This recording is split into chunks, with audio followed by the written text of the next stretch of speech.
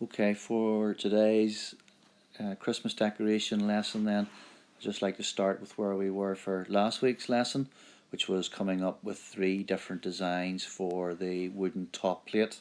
So here we can see this particular example has got 3 designs neatly drawn and neatly coloured. So a star, a tree and a Christmas bell. And then also for homework you were to come up with another range of Christmas shapes that could be possible ideas, designs that you could follow through.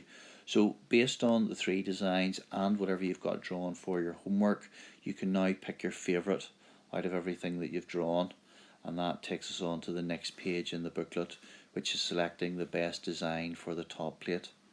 So just in below here then it says from your 3 designs on the previous page and those that you completed for homework, you should now select the most suitable design. So that means you can have a look at all the designs you've drawn and pick your favourite which you'd like to take forward and manufacture. In below that then, the second paragraph down, it says I have chosen the, then you fill in whatever design you've chosen, because, and there you give a reason why you have chosen that design. In the little task box here it says now that you know what your best design looks like, you should draw it neatly in the square on the right. That's this square here. The square is exactly half the size of the piece of plywood you will be given. You should draw your chosen design neatly to help your planning. And then in here we've got some design tips. So remember, use simple shapes, know where to cut, that means show the cutting lines. That'll be the outside of your shape. Fill the plywood to its full size, so we want to get right out to the outside of the plywood. And use straight edges of the wood where required. So for example, if we think back, if I was drawing a Christmas tree, I would make sure the Christmas tree maybe comes right down to the bottom of the wood there. That would be the bottom of the Christmas tree coming up. Okay, and we'll maybe have the top of the Christmas tree going right up to the top there. Of course, it would be neater than that in your work. So, because on tip 5 would like you to use rulers, compasses, pencils and colouring pencils to complete the design.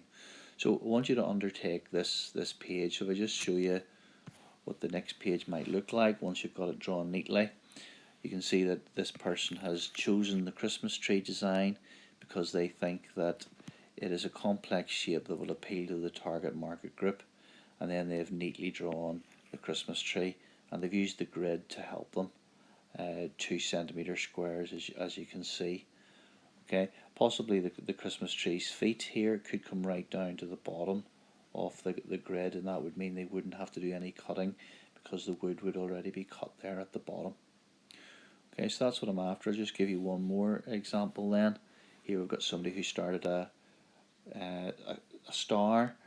One thing I like about this is they've measured out where the middle of the square is so that they know where their star is going to line up, and then they've got their middle lines running across, and then they've measured, so it's all nice and neat. And then of course you can see they have drawn with pencil. So what that looked like when it was finished was that.